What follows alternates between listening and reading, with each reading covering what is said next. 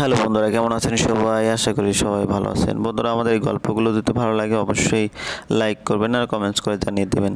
আর আমাদের চ্যানেল যদি নতুন হয়ে থাকেন অবশ্যই সাবস্ক্রাইব করে পাশে থাকা বেল আইকনটি প্রেস করে রাখুন। আমাদের আজকের গল্প বন্দি প্রজাপতি পর্ব 5, লেখিকা ইস্পিতা শিকদার সামিয়া। অবশ্য বাবার বাড়িতে কি আকাম মুকাম করে আসছে কে জানে। না হলে মেয়েকে বিয়ে দেওয়ার পর কোনো বাবা একবারও না দেখতে আসে। মম কিছু না বলে কাজের লোককে ডাক দেয়, রুমি রুমি। রুমি ছুটে এসে জবাব দেয়, জি আপা বলেন। সকালে নাস্তা রান্না করনি কেন? আর কোনো কাজ আমার জন্য কি বাকি আছে? কি কোন আপা, আমি তো সকালের নাস্তা সহ যা যা কাজ ছিল সব সেরে ফেলেছি। তাই দুপুরের খাবারটা আপনার তৈরি করা লাগবে। আমি করতে চেয়েছিলাম, খালাম্মা মানা করলো। তাহলে আম্মার সব কাজই যখন হয়েছে, এত কথার দরকার তো ছিল না।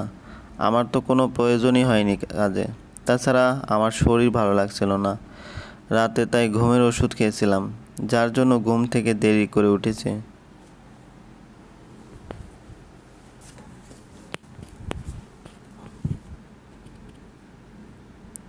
যা, তার শরীর খারাপ দেখতে তো চাঙ্গাই লাগছে।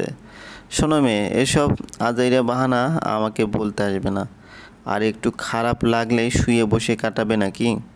বাড়ির মানুষের যে সমস্যা হবে সেটা মাথায় থাকে না। আর কাজের মেয়ে আছে বলে কি তোমার বসে বসে খেতে হবে? আম্মা, আমি তো সব সময় এই সংসারে ছিলাম না। আমার আসার আগেও তো এই সংসার চলতো। তা অবশ্যই আমি ছাড়া। তাহলে সারা বছর যেহেতু আমি চালাই, একদিনের জন্য কেন সামলে যাবে না? তাছাড়া আমি কতটুকু অসুস্থ ছিলাম তা আমি আর আমার আল্লাহ জানে। মিছে অপবাদে সত্য মৃত্যু হয়ে যাবে না।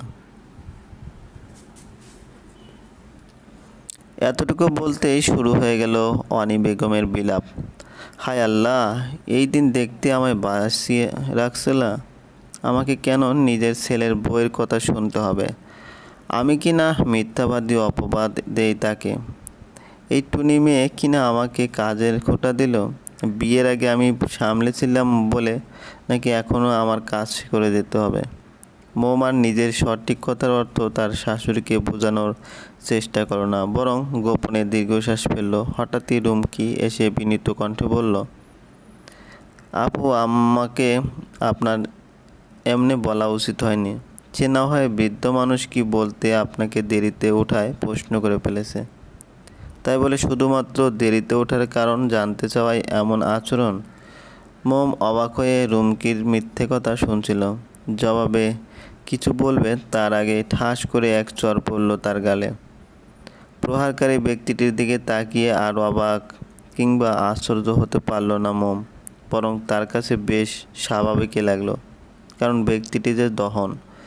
খেয়াল করতে দেখে রুমকির মুখে জয়ের হাসি। মনে মনে বলল, তাহলে কথাগুলো রুমকি ইচ্ছাকৃতভাবে বলেছে দহনকে শোনানোর জন্য, যাতে সে আমাকে।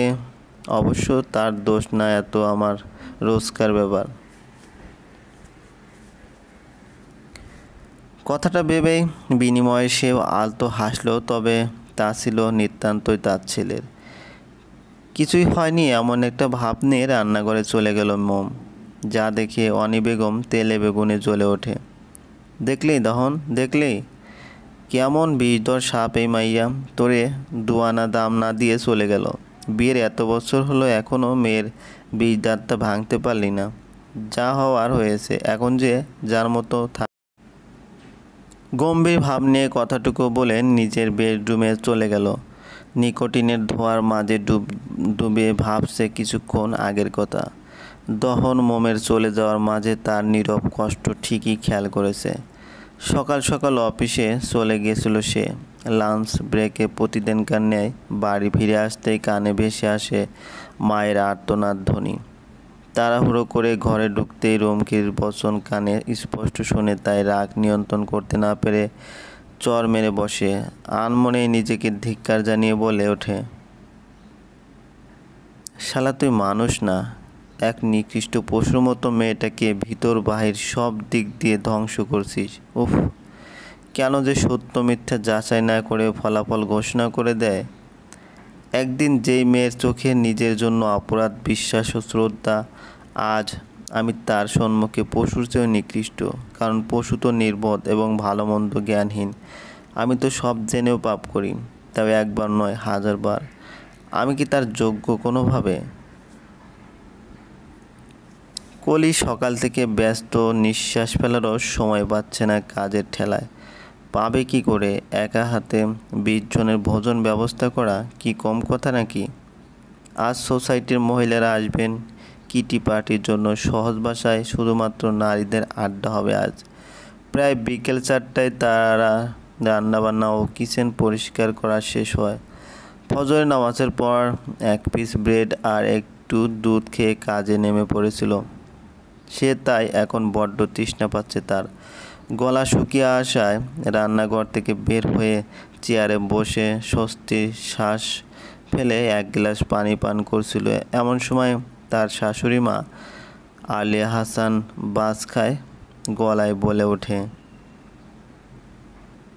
এ কি বৌমা, তুমি কাজ কাম সেরে এখানে বসে ঠান্ডা বাতাসে আর পানি খাচ্ছ? বলি, কাজগুলো করতে কি তোমার বাপের বাড়ি থেকে লোক পাঠানো হবে? যত সব অকর্মের ঢেকি পালছি আমি। 1 ফোঁটা জল গড়িয়ে পড়ল কলির চোখ জোড়া থেকে। তরল পানিটাও যেন গলা বেয়ে নামতে চাচ্ছে না। তবুও মুখ বুজে শুয়ে নিয়ে সব কিছু কথা আবার উঠে পড়ল কাজ করতে। ঘর দুয়ার গুছানোর পরই তার কাজ কারবার শেষ। কাজ করতে বেলা 4:30 বেজে গিয়েছে। তাই বিকেলবেলায় স্নান করতে হলো। স্নান সেরে বের হতে না হতে বেল বেজে উঠল। ছুটল দরজা খুলতে, কারণ দরজা খুলতে 1 মিনিটের দেরি হলে তার শাশুড়ি মা আধা ঘন্টা কথা শোনাবে। অগাত্য ভেজা চুলের উপর ওড়না জড়িয়ে চলে যায় গেট খুলতে। আসসালামু আলাইকুম আন্টিরা। ওয়ালাইকুম আসসালাম মামনি। তোমার শাশুড়ি মা কোথায়? এই তো আমি, Mrs Rowshan and Mrs Rahman. বসেন বসেন। আপনারা, তা বাকিরা কোথায়? ওনারা আসছে, তবে আপনার বউটা অনেক মিষ্টি এবং ভদ্র। আমাদের দরজা খুলে কেমন সালাম দিল। আর আমাদের বউয়েরা, ইয়া আল্লাহ, বেল বাজতে বাজতে কানের পর্দা নিহত হয়ে গেলেও উঠে আসবে না গেট খুলতে। হ্যাঁ, তার বলতে মেয়েটা অনেক ভালো, তাই একদম নিজের মেয়ের মতো করে রাখি। বউ কি মেয়ের চাইতে কম নাকি? তাই তো মডার্ন যুগে কি বউ আর কি মেয়ে, সব একই। বৌমা, তুমি যাও, ওনাদের নাস্তা পানির ব্যবস্থা করো। এতক্ষণ অবাক হয়ে আলিয়া হাসানের কথা শুনছিল কলি। কারণ যে মানুষটা এখন বলছে বাড়ির বউ আর বাড়ির মেয়ে দুজনেই এক, সেই খানিকটা সময় আগে তার সাথে এমনভাবে আচরণ করছিল যেন সে আশ্রিতা পরিবারে চলবে।